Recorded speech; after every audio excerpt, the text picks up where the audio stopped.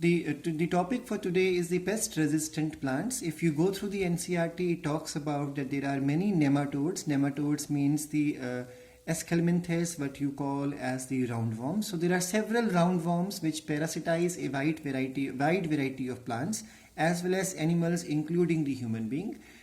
NCERT gives you the example, a clear-cut example of Meloidae gynae incognitia. We need to be very specific with the spellings because it is confusing. So keep practicing the scientific names of these bacteria as well as this nematode also. This nematode infects the roots of tobacco plants. Now we all know tobacco plant is one of the commercial plant for industrial scale production of tobacco, and that is a resource or revenue generating industry. So the problem with this nematode is if it comes in contact with the tobacco plants, it spoils or it infects the roots. Now when the roots are infected, obviously the plant health will deteriorate and the quality of leaves produced would be of poorer quality, and definitely the tobacco produced would be also of inferior quality. So a novel strategy, a very new technology was adopted to prevent this infestation, which was based on the process of RNA interference. So this is not something new. Scientists knew about RNA interference, but it was for the first time it was used in biotechnology for providing defense to a plant. Now this came few years back in the board exam also, this line from the NCERT in the exam. The question was, name a method of cellular defense which is common to all eukaryotic organisms. So the answer is RNA interference. RNA interference takes place in all eukaryotic organisms as a method of cellular defense. This method involves silencing of a specific mRNA. RNA interference is also called as Rna silencing. So there is silencing, that means do not allow translation to take place. So silencing of a specific mRNA due to the complementary double-strand RNA molecule that binds to and prevents the translation of the mRNA. That's why it is called as silencing of the mRNA. The source of this complementary RNA could be because of a virus infection, or it could be because of the jumping genes, or that means that the jumping genes which replicate via an RNA intermediate. So what scientists did, using agrobacterium vector, they introduced the nematode specific gene into the host plant cell, that means tobacco cell, and then they introduced it in such a manner with a modification that both strands of DNA will cause RNA formation. If you remember, in 6th chapter we have learned RNA formation requires only the template strand, not the coding strand. So scientists made a slight modification in this DNA. This DNA will cause formation of both sense strand as well as the antisense strand of RNA in the host cell. Because these two RNAs are complementary, they will join to form the double-stranded RNA, and this starts the RNA interference. Now NCERT does not give you the detail of how this process occurs.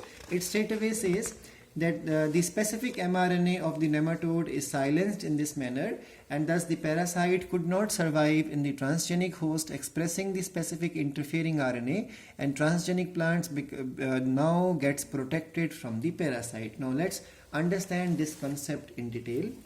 The topic is regarding, the example is regarding the pest resistance in the transgenic plants. So there is a plant which was tobacco plant, and this plant was made resistant against a particular nematode which survives in the soil, and it is a disease causing, or you can say it attacks the root system of tobacco plant, and this nematode name is Meloidae gynae incognitia. It infects the roots of tobacco plant, and once the plants are affected or infected with this, their health deteriorates, so their yield will also be reduced. Now two scientists, Fire and Milo, in 1998 they coined this novel strategy of RNA interference to be used in biotechnology, or to make genetically modified crops that are resistant to a particular pest or pathogen. Now as per NCERT, it is a cellular level of defense in all eukaryotes in which silencing of the messenger RNA takes place. Now what these scientists did, they took the nematode specific gene. Now what is this specific gene? The disease causing gene. We all know when a parasite or a pathogen attacks the host organism, it introduces the gene which is responsible for disease to start showing symptoms.